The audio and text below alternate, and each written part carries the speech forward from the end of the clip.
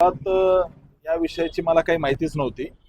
या विषयामध्ये intelligence डिपार्टमेंटने state गव्हर्नमेंटच्या ज्या पद्धतीने हे सांगितलं की याच्यामध्ये काहीतरी त्यांच्या हाताला लागलेलं आहे, त्यामुळे या विषयामध्ये पोलीस डिपार्टमेंट असेल, इंटेलिजन्स डिपार्टमेंट असेल, याची चौकशी करतायत। काही त्यांच्या तरी काहीतरी या गोष्टी निदर्शनास आल्यात आणि काहीतरी त्यांना गुप्त माहिती भेटलेली आहे। त्या आधारे काल जयाभाऊंचं स्टेटमेंट होतं।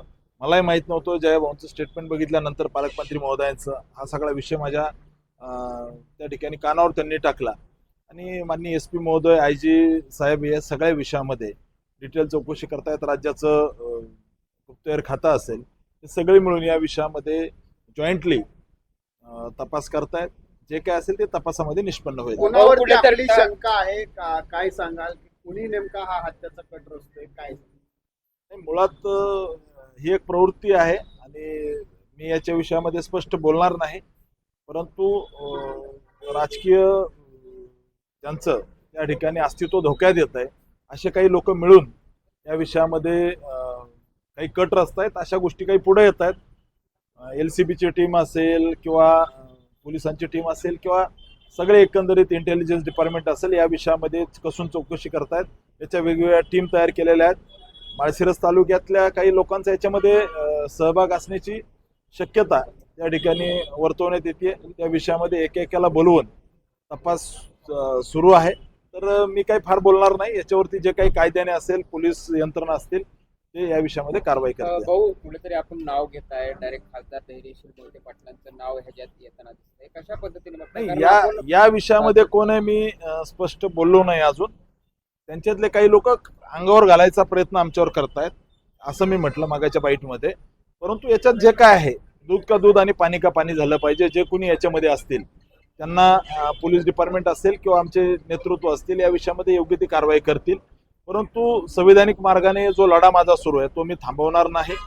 लोकांचे कारखाने बुडवलेले, लोकांना त्या ठिकाणी देशोधडीला लावणारे, बँका बुडवणारे, एका सामान्य परिवारातून आलेल्या राम सातपुतेची हत्या करण्याचा जर कट रचत असतील तर या विषयामध्ये आमचं नेतृत्व योग्य ती दखल घेईल आणि राज्याचे मुख्यमंत्री देवाभाऊ असतील, पालकमंत्री जयाभाऊ असतील किंवा आमचे प्रदेशाध्यक्ष, या सर्वांशी माझं बोलणं झालेलं आहे। यातल्या शक्यता ज्या आहेत त्या मी माननीय पालकमंत्री महोदयांना आणि SP महोदयांना सांगितलेल्या आहेत।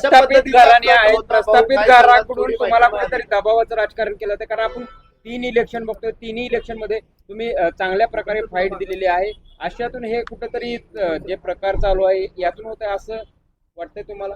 राजकीय द्वेषातून हे सगळं प्रकार असले प्रस्थापित घर, प्रस्थापित हे, या विषयाला घाबरणारा राम सातपुते नाही। असले 56 पायाला बांधून इथपर्यंत आलेला आहे, त्यामुळे अशा गोष्टीला मी घाबरत नाही। परंतु ही एक प्रवृत्ती आहे। असे अनेक खून पचवलेले त्या लोकांनी, त्यामुळे राम सातपुतेचा खून पचवू असं त्यांना वाटत असेल। परंतु ठीक आहे, राज्याचे मुख्यमंत्री आणि पालकमंत्री जयाभाऊ या विषयामध्ये बारकाईने लक्ष ठेवून आहेत।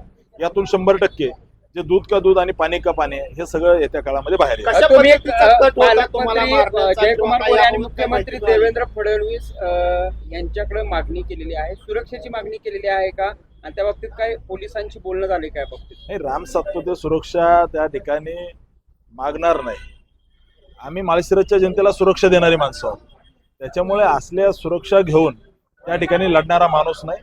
24 तास माझ्या जनतेचं त्या ठिकाणी प्रोटेक्शन मला आहे। माझी जनता माळशिरस तालुक्याच्या माझ्या मागं आहे। याच प्रस्थापितांच्या विरोधात आम्हाला 1,08,000 मतं माळशिरस तालुक्यातल्या जनतेने दिले। येत्या काळामध्ये म्हणजे आता उत्तमराव जानकरांचा मुलगा आम्ही त्या ठिकाणी पाडला, अर्जुन सिंह मोहिते पाटील म्हणजे रणजित सिंह मोहिते पाटलाचा सख्खा चुलत भाऊ, आम्ही त्या ठिकाणी इलेक्शनमध्ये पराभव केला पंचायत समितीला। त्यामुळे अशा पद्धतीचे कट रचणं हे आम्ही गृहीत धरलेलं आहे। परंतु प्रत्येक कटाला संविधानिक मार्गानेच आम्ही उत्तर देऊ। भारतरत्न डॉक्टर बाबासाहेब आंबेडकरांनी जे संविधान लिहिलंय त्या संविधानावर आमचा विश्वास आहे।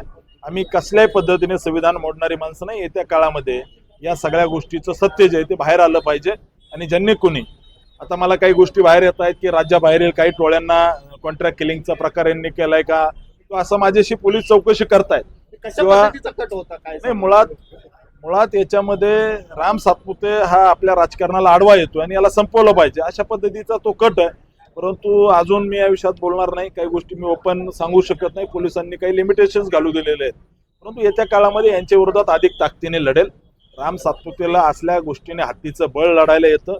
यांच्या प्रत्येक घोटाळ्याच्या विरोधात लढू. यांनी लोकांवर केलेले अन्याय जे आहेत, लोकांच्या जमिनी हाणलेल्या ज्या आहेत, लोकांचे जे खून पचवलेले आहेत, या विषयात राम सातपुतेचा संघर्ष आयुष्याच्या शेवटच्या श्वासापर्यंत चालू राहील. राम सातपुतेला डोळ्यात डोळे घालून दमबाजी करणारी अवलाद अजून जन्माला यायची आहे. मी सगळ्या बाजूने ताकदीने लढणारा कार्यकर्ता आहे. कार्यकर्त्यांना पण दमदाटी केली असं नाही, जे जे केलंय त्याच्यावर आम्ही पोलीस तक्रार केलेल्या आहेत. काही ठिकाणी आमच्या कार्यकर्त्याला मारहाण झाली आहे, काही ठिकाणी खुनी हल्ले कार्यकर्त्यावर झालेले आहेत, त्याच्या आम्ही पोलीस तक्रारी केल्या आहेत.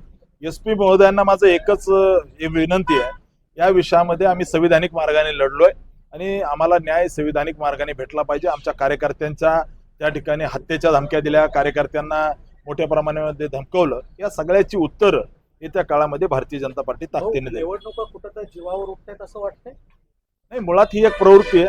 अनेक त्या ठिकाणी आता ह्या गोष्टी पुढे यायला लागल्यात. राम सातपुते ताकदीचा कार्यकर्ता आहे, त्यामुळे ह्या पुढे यायला लागल्यात. अनेक गोष्टी दाबलेल्या आहेत त्यांनी, येत्या काळामध्ये काढू. अनेकांचे खून पचवलेले आहेत अशा लोकांनी. या सगळ्याच्या विरोधात लढणारा राम सातपुते, त्याच्यामुळे अशा गोष्टीला मी भीक घालत नाही.